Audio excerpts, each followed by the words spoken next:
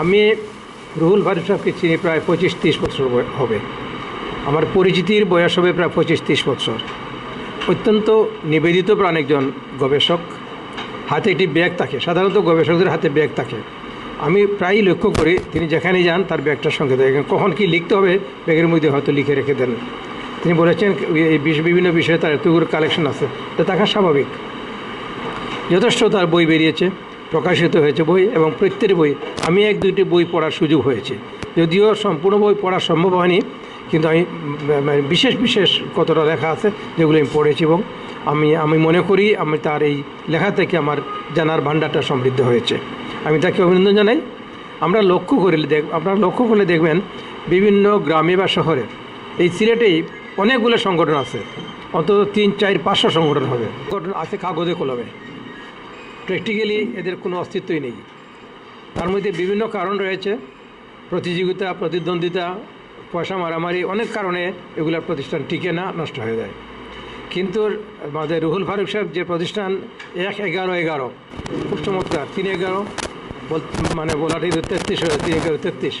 আমি যদি 33 বছরই বলি তাহলে বোধহয় কম বলা হবে। এই স্বল্প সময়ে প্রায় 14-15 বছর সময়ে এই প্রতিষ্ঠানকে এই পর্যায়ে নিয়ে আসার পেছনে তার যে অবদান, সেটা আমাদের কাছে অত্যন্ত, আমি মনে করব, স্মরণীয় হয়ে থাকবে।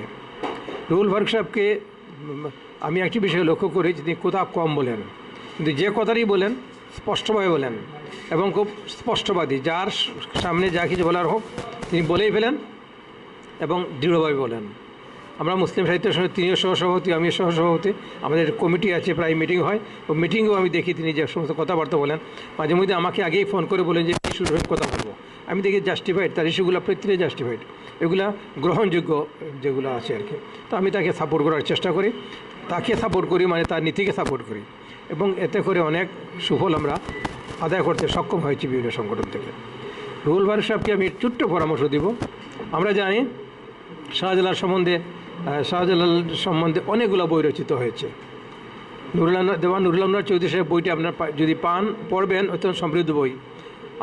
তিনি আমার একজন সিনিয়র ছিলেন, 4-5 বছর সিনিয়র ছিলেন। আমার একটি বইরও তিনি, আমার 25টা বই বেরিয়েছে, তার একটি বইয়ের তিনি মুখবন্ধ লিখেছিলেন। চমৎকার তার লিখনী এবং চমৎকার তার গবেষণাধর্মী যে সমস্ত কর্মকাণ্ড। এটা তার শ্বশুর ছিলেন বাংলাদেশ সুপ্রিম কোর্টের চিফ জাস্টিস দেওয়ান সৈয়দ মাহমুদ হোসেন। এখন মাহমুদ হোসেন সাহেবের ছেলে আবার ঢাকা হাইকোর্টের চিফ জাস্টিস, সুপ্রিম কোর্টের চিফ জাস্টিস। তো এটা সৌভাগ্যের বিষয়। আমি তাকে শুধু একটি অনুরোধ করব, 1832তম সভা করেছি। এই হিসাবে আমি যদি এই প্রতিষ্ঠান পরেই যদি এই প্রতিষ্ঠানকে হিসাব করি, রুহুল ফারুক সাহেবের যে প্রতিষ্ঠান, এটা চমৎকার, তাদের অ্যাক্টিভিটি, তার কর্মতৎপরা চমৎকার। তিনি যে মাসিক যে পত্রিকা বের করেন, আমি কিছু কিছু সংখ্যা পেয়েছি মাঝে মধ্যে, এবং যেটি আমি পাই আমি পড়ি, অত্যন্ত সমৃদ্ধ তার গবেষণা এবং তার লেখা। একজন গবেষক হিসেবে যদি স্বীকৃতি দিতে হয়, তাকে আমি অনুরোধ করবো যে 360 জন আউলিয়া তার সঙ্গে এসেছিলেন, বিচ্ছিন্নভাবে তারা বিকৃতভাবে বিভিন্ন জায়গায় তারা সাহিত্য আছেন, তাদেরকে নিয়ে একজনের উপরে যে 3 পৃষ্ঠা হোক, 4 পৃষ্ঠা হোক, 5 পৃষ্ঠা হোক, এই 360 জন উলিয়া আসছিলেন, এদেরও পরিচিতি আমাদের সামনে প্রকাশিত হবে। তারা বিচ্ছিন্নভাবে বিক্ষিতভাবে বিভিন্ন জায়গায় সাহিত্য আছেন, কিন্তু তাদের অবদান তো অস্বীকার করা যায় না। শাহফরান সাহেব ছিলেন শাহজালাল সাহেব বাগনা, যতটুকু আমরা জানি। একটা ছোট্ট ঘটনা আমি বলি, শাহজালাল সাহেবের এখানে কোনো এক ভদ্রলোক তার বাড়ি থেকে ফাঁকা এক ছড়ি কলা, ছড়ি মানে বুঝতেছেন তো, এক ছড়ি কলা নিয়ে আসছিলেন, ফাঁকা কলা নিয়ে আসছিলেন। তো শাহফরান সাহেব রাস্তায়, খাদিমনগর এখানে রাস্তায় ওই বদলুকে বললেন, কলা কি আপনি বিক্রি করবেন? না, বিক্রি করবো না। বলে শাহজালাল সাহেবের জন্য নিয়ে আসছি, আমি এটা ওখানে নিয়ে যাবো, তার কাছে নিয়ে যাবো। তো শাহফরান সাহেব বললেন, আমাকে একটা খোলা দেন, আমি খেয়ে দেখি। বললেন, না না, আমি তোমাকে দিব না বাবা, আমি এটা ওখানে নিয়ে যাব। তো বদলুক শাহফরান সাহেব খোলা দেন না, চিনতে পারেন নাই, ওইটা নিয়ে আসছেন এখানে শাহজালাল সাহেবের এসে। আসার পরে বললেন যে জনাব হুজুর, আমি কলা ছড়িটা আপনার জন্য নিয়ে আসছিলাম, কিন্তু ফাঁকার কলা নিয়ে আসছিলাম, এখানে দিয়ে কাঁচা হয়ে গেছে। তো তিনি বললেন, রাস্তায় কার সঙ্গে দেখা হয়েছে না? বলে হ্যাঁ, একজন সাদাশীতে মানুষ খাদিমনগর এখানে, তিনি আমাকে একটা কলা দিতে বললেন, আমি তাকে দেই নাই, এই পর্যন্তই আমার অপরাধ। তিনি বলে আমি বুঝে ফেলছি কে এই কাণ্ডের জন্য দায়ী, আপনি মাইন্ড করবেন না, কোনো অসুবিধা নেই, কাঁথা গলা আবার পাকা হবে, অসুবিধা নেই। তো এই সমস্ত স্পিরিচুয়াল ডেভেলপড যারা যে সমস্ত মানুষ, এদের সম্বন্ধে গবেষণা করলে আমি তো বলবো তাকে পিএইচডি ডিগ্রি দেওয়া যাবে যদি এই বইটি তিনি করতে পারেন। এত সমৃদ্ধ বই হবে সেটা, যে সারা জীবন পর্যন্ত এই বইটা থাকবে এবং মানুষজন এটা নিয়ে আলোচনা করবে, গবেষণা করবে, পড়াশোনা করবে, সাদুল্লাহ সম্বন্ধে, তাদের 308 আউলিয়া সম্বন্ধে জানার সুযোগ পাবে। আমার বক্তব্য আর দীর্ঘায়িত না করে সংক্ষিপ্ত করি। আমাকে কালকে রুহুল ফারুক সাহেব বলছেন আজকে আসার জন্য। আমি তো রোগা এখানে এসে নামাজ পড়ছি, নামাজ পড়ে আমি চলে আসছি।